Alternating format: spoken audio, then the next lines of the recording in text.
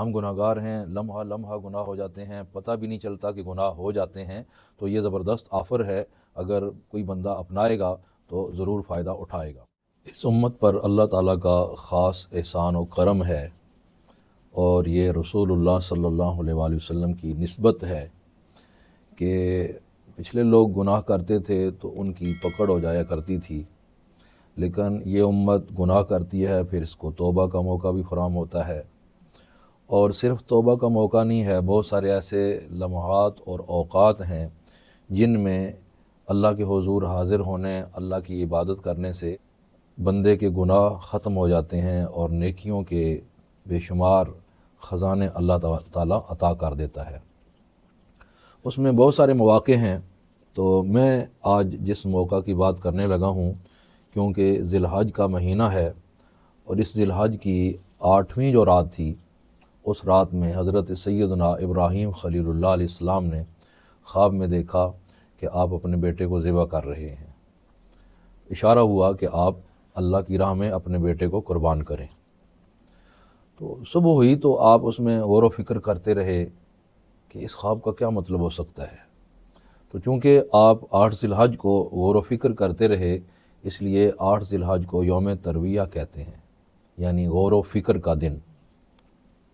یہ دن گزرا، پھر رات آئی 9ویں ذی الحج کی، تو آپ نے پھر خواب میں دیکھا، تو صبح جاگے تو آپ کو یقین ہو گیا کہ یہ اللہ تعالیٰ کا حکم ہے، کیونکہ نبی کی خواب بھی وحی الہی ہوتی ہے،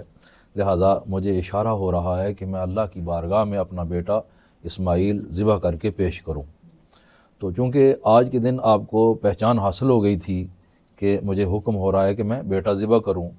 تو اس بنا پر 9ویں ذی الحج کا نام ہے یوم عرفہ، یعنی پہچان کا دن۔ تو یہ جو پہچان کا دن ہے جسے یوم عرفہ کہتے ہیں، اس دن کے بارے میں جو آپ کو حدیث مبارکہ پیش کرنے لگا ہوں، وہ حدیث شریف مسلم شریف میں 2747 نمبر پر، ابو داؤد شریف میں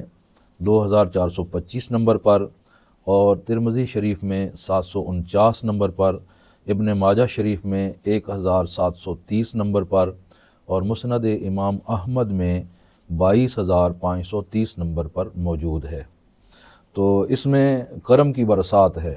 تو ہمیں چاہیے کہ جب ہمیں رسول کریم صلی اللہ علیہ وآلہ وسلم کی نسبت کی برکت سے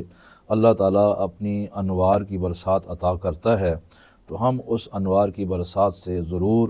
مستفیض ہوں اور فائدہ اٹھائیں۔ تو بڑی ہی زبردست بات ہے جو اس حدیث شریف میں بیان کی گئی ہے۔ ہم گناہ گار ہیں، لمحہ لمحہ گناہ ہو جاتے ہیں، پتہ بھی نہیں چلتا کہ گناہ ہو جاتے ہیں، تو یہ زبردست آفر ہے، اگر کوئی بندہ اپنائے گا تو ضرور فائدہ اٹھائے گا۔ حدیث شریف ہے کہ رسول پاک صلی اللہ علیہ وآلہ وسلم نے ارشاد فرمایا، صیام یوم عرفہ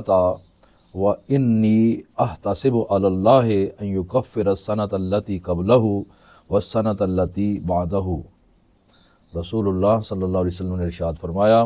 یوم عرفہ کا روزہ رکھنا، اس کی فضیلت کتنی ہے اور اس کا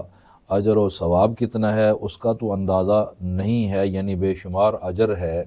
اس بات کا آپ اندازہ لگا لیں کہ حضور نے فرمایا، جو بندہ یوم عرفہ کا روزہ رکھے، اس کے 1 سال پچھلے کے گناہ معاف ہو جائیں گے اور 1 سال آنے والے کے گناہ معاف ہو جائیں گے، اللہ تعالیٰ معاف فرما دے گا۔ تو اب ہمیں چاہیے کہ یوم عرفہ قریب ہے، تو جو لوگ اس سے نفع حاصل کرنا چاہتے ہوں نفع حاصل کر سکتے ہیں، لیکن یہاں ایک بات کی وضاحت ضروری ہے